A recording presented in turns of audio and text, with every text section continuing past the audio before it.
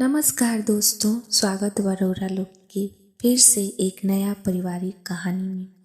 अगर कहानी अच्छा लगे तो लाइक और सब्सक्राइब करी और कमेंट के माध्यम से बताई कि ई कहानी रउरा लोग के कैसन लागल। रामकली के अम्मा जल्दी आव, फेरी वाला आइल बा। बसमतिया भागते हुए बाहर निकलल, काहे कि बड़ा दिन से टिकुली खत्म रहे। आम के लाशा से पुराना टिकली के चिपकावे के कोशिश करत रहे, मगर कल ललाट एकदम सुने रह गई।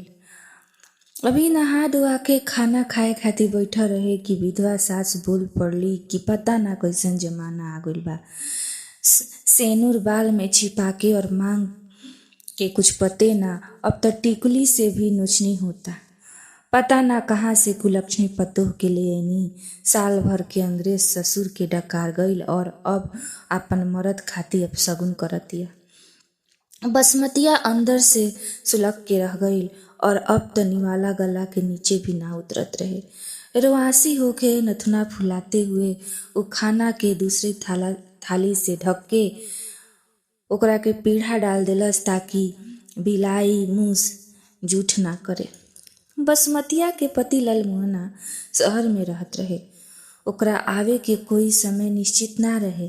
कभी महीनों बार घर आवे तो कभी सप्ताह में 2-3 बार आ जात रहे। बसमतिया कई बार अपन पति से ओकर काम के विषय में पूछलस तो ऊ कहे लागल कि पैसा बहुत कमातनी, अब कैसे कमातनी ई जानल तोरा जरूरी नइखे। बसमतिया एक दिन अपन घर के पीछे वाला खेत में पैखाना करे गईल, तब ओकरा केहू औरत के बात करते सुनलस, जे मेहुनी के कहत रहीसन कि ललमुहना छिनतई करता।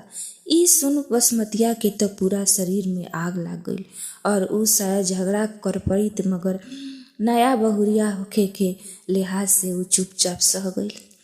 अगला दिन लालमोहन घरे आइल तो ओकर चेहरा और कमर पर काफी चोट लागल रहे, जेकरा के देख के काफी डर गईल और ऊ लालमोहन के सो जाए के बाद ओकर थैली तलसलस तो ओमे ढेर सना सोना के कान में के और गला के गहना मिलल। तो बसमतिया के लोग के बात पर विश्वास हो गई और ऊ सारा गहना ले जाके खेत में दबा दिलस। संजोग से ओही दिनी घर में पुलिस के छापा पड़ल तो सबूत के अभाव में पुलिस लालमोहन के छोड़ देलस, मगर पूरा महीना रोज थाना पर आके ओकरा हाजिरी देवे के कहलस। पूरा गांव में शोर हो गईल कि लालमोहना के पुलिस बहुत मार मरले बा। बसमतिया एह समय गर्भवती रहे, एह से ऊ डेरात रहे कि कहीं ज्यादा पूछताछ करब त लालमुहना कहीं हाथ लात ना मार देवे। ऐसे भी खाए पिए वाला आदमी के का भरोसा कब अंगार हो जाई और कब मुंह हो जाई। लालमुहना के अगला सप्ताह में ही पुलिस जेल में डाल देलस। बुढ़िया सास के एकदम सदमा लाग गईल और एह कारण ऊ बड़बड़ाए के ओकरा आदत पड़ गईल। आज लालमुहना के जेल गईल पूरा 3 साल हो गई रहे। ओकर एही बीच एगो बेटी भइल, जेकर नाम रखल गई रामकली। बसमतिया के त ओकर फुआ नाम रखले रही, काहे कि ओकर छठी के दिन ओकर बाबूजी बासमती चाउर लोग के खियले रहन। गरीब आदमी जब आपन औकात से ज्यादा करेता त लोग उ घटना के हमेशा याद करेलन। जहाँ चावल नसीब ना होत रहे ओजा बासमती चावल खिलाना, ऐसे ओकर फुआ बसमतिया के नाम बासमती रखली, जो बाद में चल के बसमतिया हो गईल। ऊ जब मिडिल स्कूल में गईल तो मास्टर साहब ओकर नाम बासमती लिख देलन तो ओकर सहेली ओकरा पर बहुत हंसली सन और बसमतिया ई सुन के बड़ा रोलस। मास्टर साहब से ओकर नाम बदले के कहलस। शायद यही कारण ऊ 5वीं तक पढ़ के रह गईल। आज टिकुली कीने खातिर ऊ फेरी वाला के पास बैठल त फेरी वाला ओकरा ऊपर से नीचे तक घूरे लागल। बसमतिया टिकुली लेलस और लाली के दाम पूछलस, लेकिन कम पैसा होखे के कारण ऊ सिर्फ टिकुली ही खरीदलस। फेरी वाला मीठा बोलते हुए कहलस कि पैसा अभी थोड़े मांगता, जब होई त दे दिहा। बसमतिया ई सुन के बड़ा खुश हो गईल और फेरी वाला के और भी कई चीज ले आवे के कहलस। अब फेरी वाला के लगभग रोज आना जाना हो गईल। ओ तरह तरह के चीज लेके बसमतिया के अपन एहसान के बोझ के तले दबा देलस। वो बसमतिया के खूब तारीफ करत रहे तो बसमतिया आसमान में उड़े लागत रहे। एही बीच एक दिन ओकर सास मर गईली तो फेरी वाला ओकरा के काफी मदद कैलस। गांव में फेरी वाला और बसमतिया के चर्चा होखत रहे और दबे मुंह से लोग अनाप शनाप बके लगलन। बसमतिया भी अब लालमोहन के लगभग भूली चल रहे और ठंडा के दिन में कापत फेरी वाला के ऊ आपन बिस्तर पर जगह दे देलस। दोनों साथ जिए मरे के कसम खैलसन। हालांकि फेरी वाला रमकलिया के अपना साथ रखे के पक्ष में ना रहे, पर बसमतिया अपन बेटी से आपन और फेरी वाला के संबंध छुपावल चाहत रहे। ए से ऊ एक दिन गहना के पुतली और आपन बेटी अपना छोट भाई के हवाले कर देलस और कहलस कि हम कमाए शहर जातानी, तू लोग कल ख्याल रखिया जा। फेरी वाला शहर में कमरा लेलस और ओहमे ऊ बसमतिया के रहे लागल। फेरी वाला अब भी गांव में जात रहे और अनजान के तरह बसमतिया के बारे में लोग से पूछे। कुछ लोग कहत रहन कि ऊ अपन नैहर चल गई, त कुछ कहे कि भाई भाग गई। तब फेरी वाला भी ओकरा के गाली देत रहे और कहत रहे कि हमार 10,000 रुपया लेके भाग गई। बोलत रहे कि पति के लौटे के बाद हम पैसा दे देव, मगर हमार त सूद के साथ मूल के धन भी गायब हो गई। फेरी वाला के साथ रहते हुए बसमतिया के लगभग 3 महीना हो गई रहे। फेरी वाला बसमतिया के बाहर निकले के मना कैले रहे। ऊ अपन भाई के पास रुपया भेजल चाहत रहे ताकि सबके लागे कि ऊ कमातिया। ऊ फेरी वाला से अपन दिल के बात कहलस तो ऊ खिसिया गईल और कहे लागल कि हम तहरा अलावा आपन मेहरारू और बच्चा के भी खर्च उठाई ना। ओकर ई बात सुन के त बसमतिया के सर घूम गईल। जेकरा के ऊ कुंवार और अपना गुलाम समझत रहे, ऊ तो बड़ा ठग निकलल। जेकरा के कुछ रुपया के खातिर ऊ आपन इज्जत बेच देलस। अब ऊ निश्चय कैलस कि ऊ आपन जमा पूंजी से कुछ पैसा भाई के पास भेज दी। अगला दिन ऊ घर से बाहर निकलत ही रहे कि मकान मालिक आ धमकलन और 3 महीना के किराया मांगे लगलन। बसमतिया अगला दिन पैसा देवे के बाद कहलस तो ऊ चल गईल। शाम में फेरी वाला आयल तो बसमतिया ओकरा के किराया देवे के बात कहलस तो ऊ बसमतिया के कमरा से निकले के बाद सुन के ओकरा के एक चपत लगा देलस। बसमतिया रोए लागल और फेरी वाला बाहर निकल गईल। कुछ घंटा बाद घर लौटल तो ओकरा साथ ओकर 2 गो और दोस्त रहसन। सब दारू पीले रहसन और जबरदस्ती बसमतिया के भी दारू पिला देलसन। फिर फेरी वाला बसमतिया के अपन गोद में बैठैलस और ओकर दोस्त भी ओकरा साथे बदतमीजी करे लगलसन। बेचारी भेड़िया के बीच में फंस गईल और बसमतिया के काफी नशा होत रहे, जे वजह से ऊ विरोध भी ना कर पावत रहे। ओकरा पता भी ना चलल कि ऊ कब अपना आप के सबके हवाले कर देलस। सब बसमतिया के नशा के भरपूर फायदा उठैलसन। नशा में बसमतिया सुनलस कि फेरी वाला अपन दोस्त के कल फिर से आवे के कहले बा। ऊ बेसुध पड़ल बसमतिया पर लात जमाते हुए कहलस कि आज तोर कर्जा वसूल हो गईल। अब तोरा ऐसे ही कमाए के बा, पर आपन बेटी खाती ना हमरा खाती। नशा में डूबल बसमतिया सब सुनत रहे, मगर ओकर शरीर और हाथ काम ना करत रहे। अगला दिन सुबह बसमतिया के आँख खुलल तो सारा शरीर टूटत रहे, हल्का हल्का बुखार भी हो गई रहे।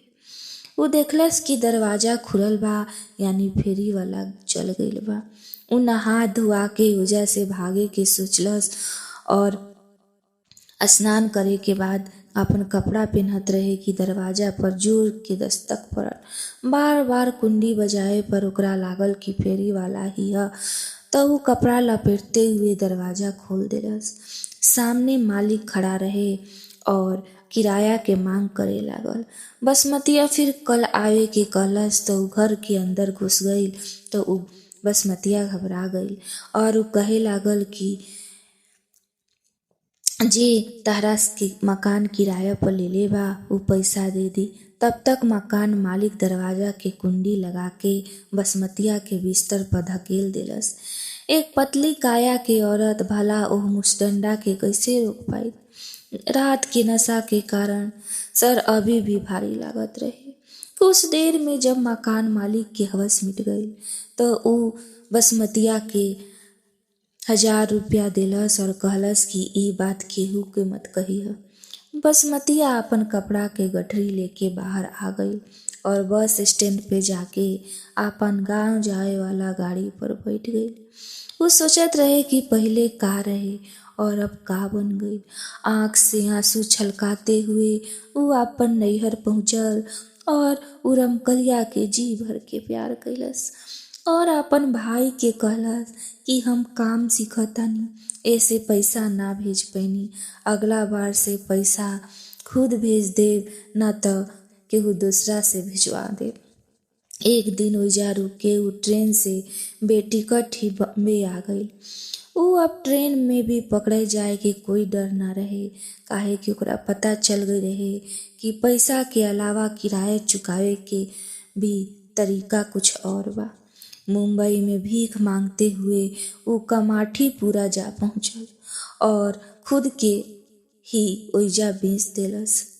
कोठा के मालकिन बैंक में ओकर पैसा रखवा देली और उ कोठा में ही रहे लागल। ओकरा अब उ खाए पियर पर भी ज्यादा ध्यान देवे लागल, काहे कि ओकरा मालूम रहे कि ई शरीर बा तबे तक उ बिया। उ कोठा के मालकिन के विश्वास जीत लेलस और अब मालकिन के अनुपस्थिति में सारा कारभार उहे चलावे लागल। अब त रोज नया चेहरा आवे, ओ में से कोई तो बार बार आवत रहन। बसमतिया अब चंपाबाई के नाम से जाने लागल। अब चंपाबाई 45 साल की हो गई रहे। शरीर त अभी कसा रहे मगर कसमसाहट हमेशा रहत रहे कि शायद बेटी के उ देखी कि ना देखी। 17 साल के बिन माँ बाप के बेटी पता ना कैसे रहत रही। हालांकि वो अपन ग्राहक से ही अपना घरे हमेशा पैसा भिजवा देत रहे। कोठा के मालकिन के एक दिन सोते हुए लकवा मार देलस। बसमतिया ओकरा के खूब सेवा कैलस। थोड़ा ठीक होने पर बुढ़िया हमेशा खाती बसमतिया उर्फ चंपा के मालकिन बना देलस और स्वयं जहर खा के मर गई। आज एक दलाल सूचना दिलस कि एक नया मुर्गी आवतिया। शाम हो चुका रहे और कोठा के सारा महिला ग्राहक फंसावे खातिर बालकनी में खड़ा होके इशारा करत रही सन और चंपा दरवाजा के पास पड़ल दरवाजा के सामने की चौकी पर बैठ के पान चबावत रहे। वही समय दलाल एक लड़की के लेके आयल और चंपा के कान में फुसफुसा के कहलस कि ज्यादा माल लागी, काहे कि एकरा के बेचे वाला एकर शरीर के नइखे छुले। चंपा लड़की के चुन्नी खींच के हटैलस और कहलस कि कोठा ह, एजा शर्म हया सब चौखट के बाहर ही छोड़े के पड़ेला। अपना जैसन चेहरा देख के उ थोड़ा सा संकित हो गई और दलाल के पैसा दे वापस भेज देलस और स्वयं ए लड़की से पूछताछ करे लागल।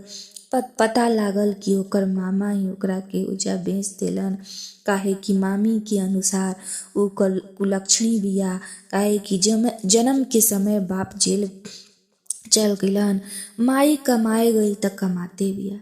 पिछला 15 साल से ओकर दर्शन ना भइल। ओकर नाम रामकली है। ये सुन बसमतिया स्वयं के रोक ना पाइल और ओकरा के गला से चिपटाते हुए कहलस कि हम तहार माई जैसन ही बानी। ई ला दुपट्टा ओढ़ल। आपन बेटी से मिलके ओकरा खुशी और दुख भी रहे। उ आपन बगल के कमरा में रामकली के रहे के कहलस और स्वयं गुसलखाना में जाके घंटों भर रोलस। बाहर निकलल त आँख सूजा रहे। लोग पूछलन त कहलस कि कीड़ा चल गई रहे। उस सुबह सुबह राम कली के पास जा पहुंचल और ओकरा के चाय नाश्ता करा के गद्दी पर बैठैलस।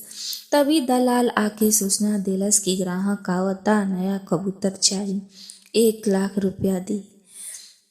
एक समय खातिर तो भूल गईल कि राम कली ओकर बेटी हिया और ऊ ग्राहक के बुलावे के कहलस। दलाल जब ग्राहक के लाइल त ऊ धक से रह गईल कि ऊ का कर देलस।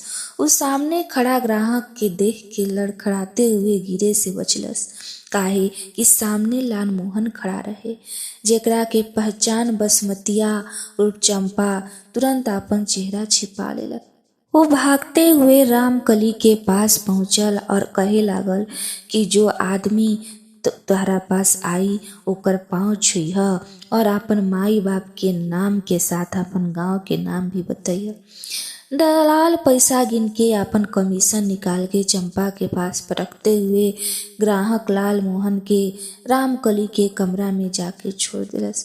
चंपा के अंदर छिपल बसमतिया एकाएक जाग गई और ऊ अपन और लाल मोहन के बितावल पल याद करे लागल। लाल मोहन ओकर एक ना सुनत रहे। एक ख्याल आते ही ऊ राम कली के कमरा की ओर भागल त सुबके के आवाज सुन के ऊ धम से नीचे बैठ गई और कोठा की बाकी औरत मुस्कुरात रही सन। एकाएक दरवाजा खुलल त लोग ग्राहक के भी रोते हुए देखलन त सब आश्चर्य करे लगलन। दलाल भी भाग के आइल और लड़की के छोड़े के कहे लागल।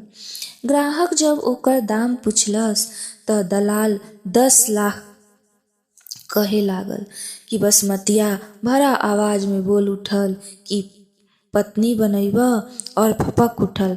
ग्राहक आंख लाल करते हुए कहलस कि हमार बेटी हिया और हम कोई भी मूल्य देके एकरा के ले जाई। रोते हुए चंपा बाई 10 लाख के चेक काट गल और उ ग्राहक के देते हुए कहलस कि रख ल और बेटी के यही रहे द। तब लाल मोहन बसमतिया के पहचान गईल और जमीन पर सर पटक के बैठ गईल। वो अपन बेटी के आगे सर पटक के कहे लागल कि सब हमरे गलती बा, हम तस्करी कैनी और आपन हंसत खेलत परिवार के बर्बाद कर देनी। पहले त हम तू लोग के चोर के बेटी और पत्नी बनैनी, बदले में तू लोग हमरा के वेश्या के पति बना देलो। राम कली अपन माई के पहचान के रोए लागल और सारा कोठा गमगीन हो गई। चंपा देवी अपन सारा पूंजी के साथ लाल मोहन के रुपया भी कोठे के सौंप के बाहर निकल आइल। लाल मोहन मुंबई में ही कपड़ा व्यवसाय करत रहे। अब ऊ अपन पत्नी और बेटी के वापस पाके बड़ा खुश रहे। लाल मोहन अपन परिवार के साथ शपथ लेलस कि 15 वर्ष में जो भी भइल बा ओकर कोई जिक्र ना करी। हम दुस्वप्न समझ के एकरा के भूल जाई। दोस्तों, ई कहानी एजे समाप्त होता। अगर कहानी अच्छा लगे तो लाइक करी, सब्सक्राइब करी और कमेंट के माध्यम से जरूर बताएं कि ई कहानी कैसन बा। धन्यवाद।